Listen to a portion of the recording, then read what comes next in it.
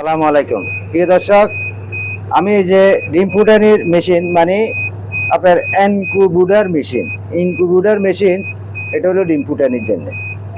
এই যে আমি এটা এখন অন করলাম, এটা অন করার পরে এখন আমি এখানে যে নিচে একটা বরম আছে, বরম এটার উপর একটা ক্লিক করলাম। দেখেন এখন ক্লিক করার পরে আওয়াজটা কমে গেল। এখন এখানে তাপমাত্রা আছে 31.3 পয়েন্ট।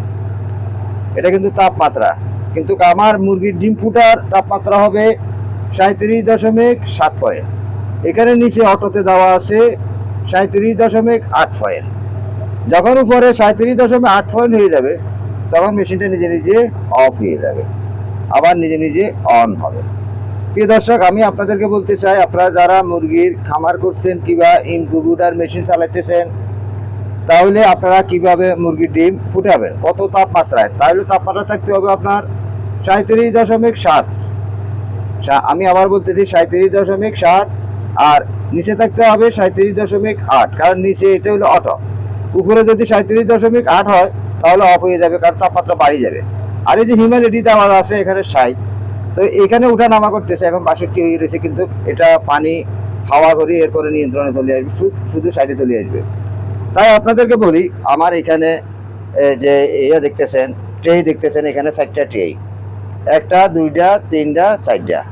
এই 4টা ট্রে, এটা কিন্তু আমার হাতের কোনো লড়াচাড়া নেই, এটা সম্পূর্ণ অটো সিস্টেমে এটা এই লড়াচাড়া হবে। কারণ এখানে নিচে টার্নিং মোটর দেওয়া আছে, এখানে নিচে টার্নিং মোটর দেওয়া আছে, নিচে 4টা বল জ্বলতেছে, এবং কি এই একটা ফ্যান চলতেছে।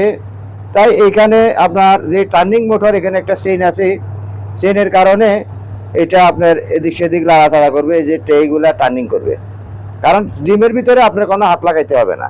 তাই আপনাদেরকে বলি, আপনারা যারা মুরগির ডিমের মেশিন চালাবেন, ডিমের মেশিন চালানোর আগে আপনি এইগুলা দেখবেন। এই যে এখানে চেইন দেওয়া আছে, এখানে এই টার্নিং মোটর দেওয়া আছে।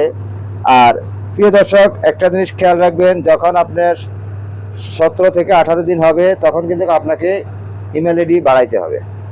ইমিউনিটি মানে এখানে যে 60 আছে, 60 করে দিতে হবে আপনার 70 থেকে 75, আর উপরে হয়ে যাবে 70 থেকে 75। তাপমাত্রা ঠিকই থাকবে, কারণ এখানে কারণটা হলো কি, যখন আপনার 18 থেকে 19 দিন কিংবা 20 দিনের দিন আপনার মুরগির বাচ্চা ফুল হয়ে যায়, মুরগির বাচ্চা বাইর হওয়ার জন্য 20 দিনের দিন তারা ডিমের মাঝে ঠোকর মারে। তো ডিমের খোসাগুলো যদি শক্ত থাকে তাহলে কিন্তু সে বের হয়ে আসতে পারে না। তবে আপনাকে হিউমিডিটি বাড়াই দিলে তখন আপনার এই ডিমের খোসাগুলো নরম হবে।